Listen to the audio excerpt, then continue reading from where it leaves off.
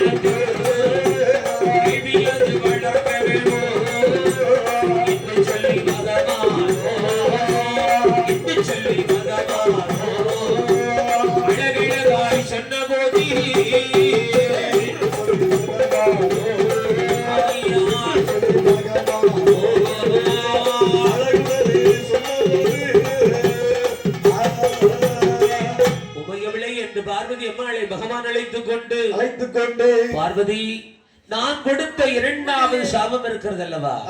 அட்டகாளியர்களாக நீ விருந்து பூலோக அவனியெல்லாம் ஆள வேண்டும் என்று, அதன்படி நீ பிறக்கக்கூடிய காலம் வருகிறது. ஆகையினாலே உமையவிளை என்று அழைத்து நீ விஜயநகர் பட்டினம் செல்ல வேண்டும்.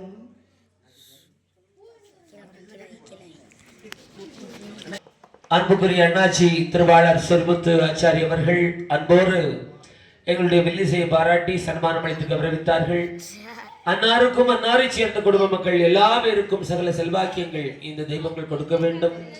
16 செல்வங்கள் பெற்று பெருவாழ்வாக வாழ வேண்டும் என்று அம்மையுடைய பொற்பாதங்கள் பணிந்து கேட்டுக்கொண்டு அம்மையுடைய திரு வரலாற்றினை ஆரம்பிக்கின்றோம்.